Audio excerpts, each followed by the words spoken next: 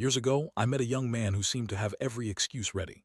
He came from a tough background, had no connections, and felt trapped in the wrong environment. Life had dealt him a difficult hand, and instead of fighting back, he let his circumstances dictate his path.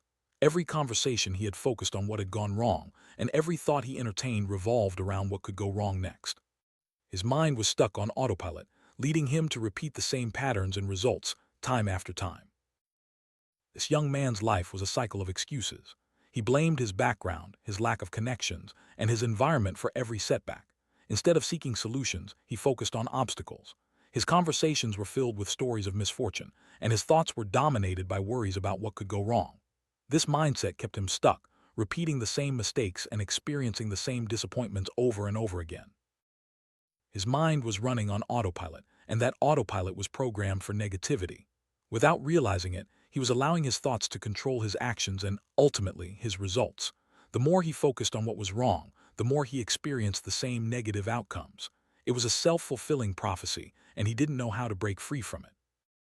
But then, something shifted. One day, he faced a brutal truth. Nothing in his life would change until something in his mind did. This realization was both painful and powerful. He understood that waiting for his circumstances to improve was pointless if he didn't first change the way he thought about them. This was the turning point that set everything else in motion. He realized that his mindset was the key to unlocking a different future. Instead of letting his thoughts run wild, he decided to take control. He stopped allowing every negative thought to rent space in his head for free. This didn't mean he suddenly felt motivated or that his problems disappeared overnight, but it did mean he was ready to challenge the old patterns that had kept him stuck. He didn't wake up rich or suddenly feel a surge of motivation. Instead, he started with small steps.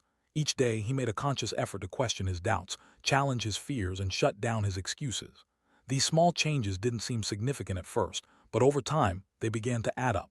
The factory of his mind was slowly changing its production line. Whenever doubt showed up, he didn't just accept it, he questioned it. Was it really true? Was it really as bad as it seemed? By challenging his doubts, he started to see that many of them were just old stories he'd been telling himself. This new approach gave him the power to move forward, even when things felt uncertain. When fear spoke, he didn't let it control his actions. Instead, he challenged it.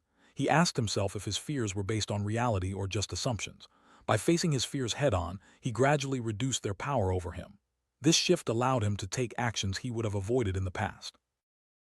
Excuses used to be his default response, but now, whenever an excuse appeared, he shut it down. He refused to let excuses dictate his choices. This new discipline was difficult at first, but with practice, it became a habit. The less he relied on excuses, the more he relied on action. Slowly but surely, the factory of his mind changed its production line. There was less fear and more discipline. Complaints were replaced by action.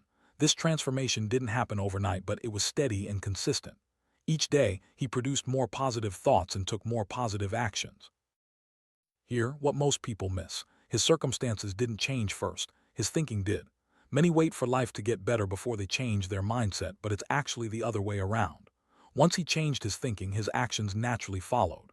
And once his actions changed, his results began to shift as well. As his thinking improved, his actions improved too. He started taking steps he would have avoided before. He became more disciplined, more focused, and more determined. These new actions led to new results. The cycle that once kept him stuck was now working in his favor. That young man didn't become extraordinary because life got easier. He became extraordinary because he stopped letting life control his mind. He took responsibility for his thoughts, and in doing so, took responsibility for his life. This is what set him apart from others who remained stuck in their old patterns. Now this is where you come in. Right now, you're standing at the door of your own mental factory. You have a choice.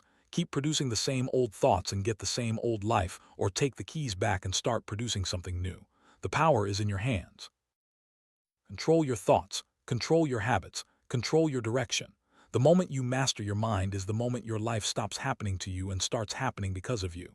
This isn't just motivation, it's the truth about how real change begins.